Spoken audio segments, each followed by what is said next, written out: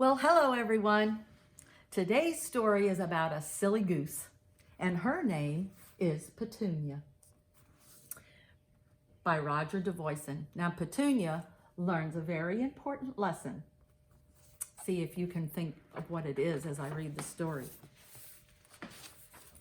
Here's the opening page.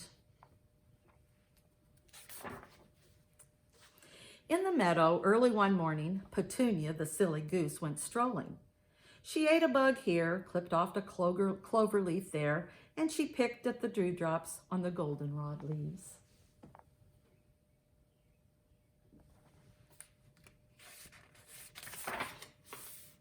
And then suddenly, she saw something that she had never seen before in the meadow. What was it? Petunia stole closer and closer and sniffed at it from all sides. "By goosey gander," she said, "it does not smell like food for a goose, but I believe I have seen such a thing before."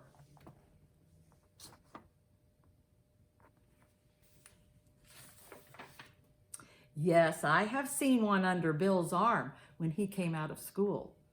But it's a book. That's it, a book.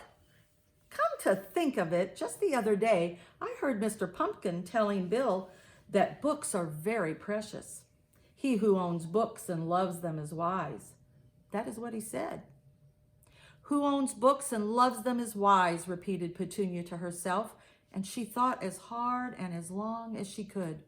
"Well, then," she said at last, "if I take this book with me and love it, I will be wise too, and no one will call me a silly goose ever again." So Petunia picked up the book, and off she went with it.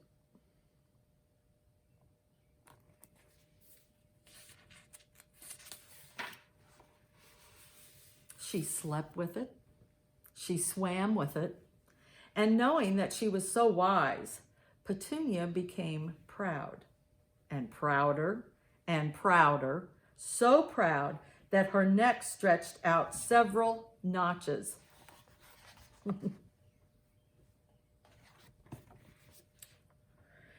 It was King the rooster who first noticed the change in Petunia, and he said, "Maybe Petunia is not so silly after all. She has a book, and she looks so wise that she must be so." And the other animals began to believe in Petunia's wisdom too, and they asked her for advice and opinions, and Petunia was glad to help, even when she was not asked.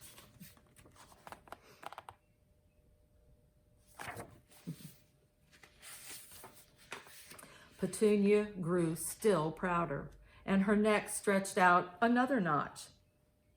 One day, Petunia heard Clover the cow say to King the rooster, "I wonder what makes your comb so red, King, as red as a barn." "It's my blood," said King. "It's the color of my blood." "Nonsense," said Clover. "I have blood too, but I am not a red cow. Your comb has been dipped in red barn paint. That's what makes it so red." "You are both silly, of course," said Petunia. "King, your comb was stuck on by the farmer so that he can tell you from the hens and know who lays eggs and who doesn't. Plastic comb, I'd say." And so King never again shook his proud comb in song for fear that it might fall off. Poor, sad rooster.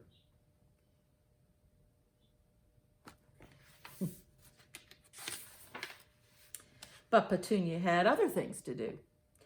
At the chicken coop, Ida the hen was cackling excitedly among her chicks. "Oh, Petunia," she said, "my chicks and I have been for a walk in the woods, and I think I've lost some of them. The farmer says that I had 9, but I can't count so very well. Please, wise Petunia, count my chicks to see if they're all here." "Glad to help," said Petunia. Let's see. 3 chicks at the fountain, 3 at the feeder, 3 about your legs. Now, 3 times 3. That makes 6. "6?" asked Ida. "6. Is that less than 9? "Well, that's more than 9, not less," said Petunia. "Lots more, my dear." "More than 9? Good gracious. As if I hadn't enough worries with my own 9 chicks. And where do those other chicks come from? Oh dear, I'll never be happy again." Poor, worried Ida.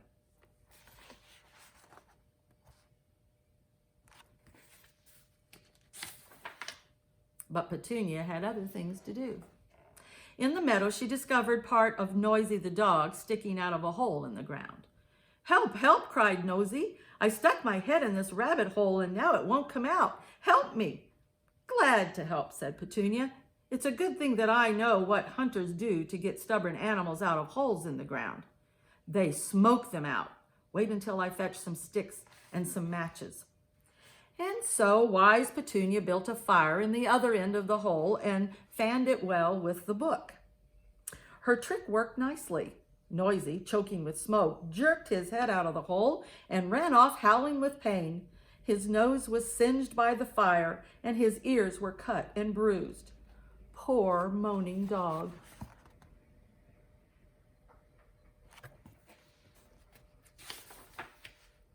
But Petunia had other things to do.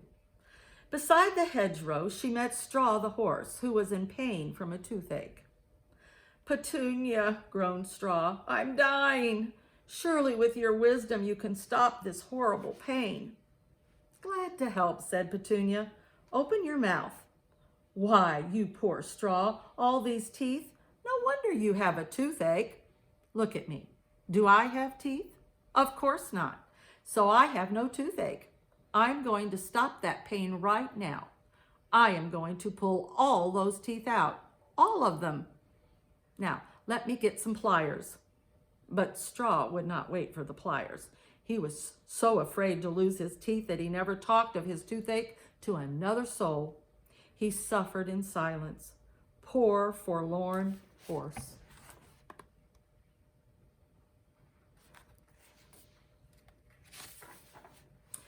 But Petunia had other things to do. Cotton the kitten went up the tree but couldn't come down. While he meowed and meowed, his friends called for Petunia. "Glad to help," said Petunia. "I know just what to do. Since none of you is tall enough to reach Cotton, all of you will do it together. Donkey on top of Clover, pig on top of donkey, and so on. It's simple."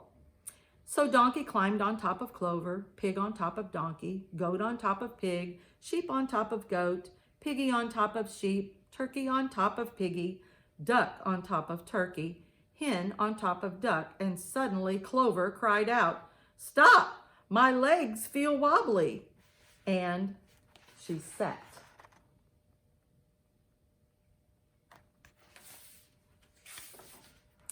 And Donkey and the rest fell into a heap, and Cotton was so scared that he fell on top of them.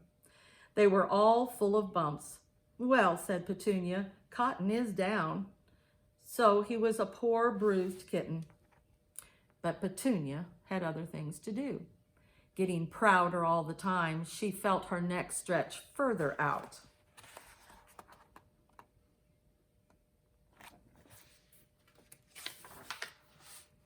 And she now wandered down the meadow where she found some other friends gathered around a box.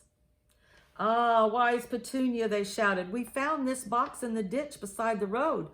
Maybe it's food, Petunia. Please tell us what the writing on it says." "Glad to help," said Petunia. "Now let's see. Why, candies. That's what it says on that box. Yes, candies. You may eat them. Yes, of course."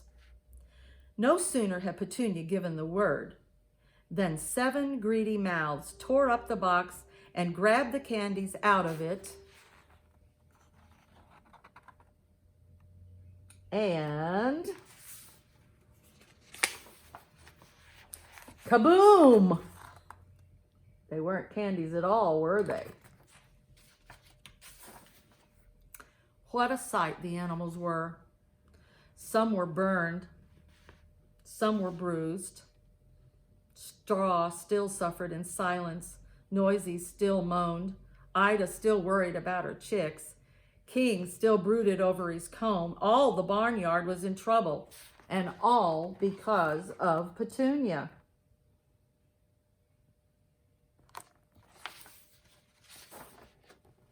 Petunia's pride and wisdom had exploded with the firecrackers.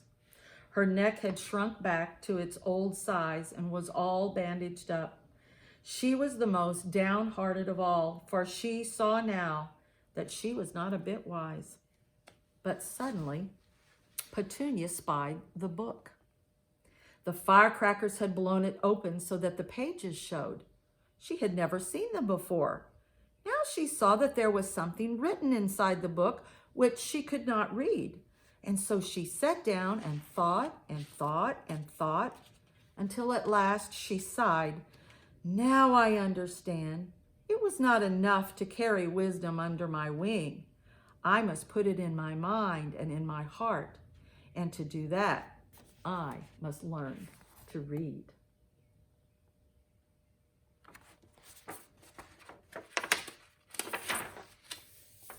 Petunia was filled with joy. At once she began to work so that one day she could be truly wise, and then she would help make her friends happy. Now, you know what I would love for you to do this week? I would love for you to send me an email and tell me what you learned from this story. Bye-bye.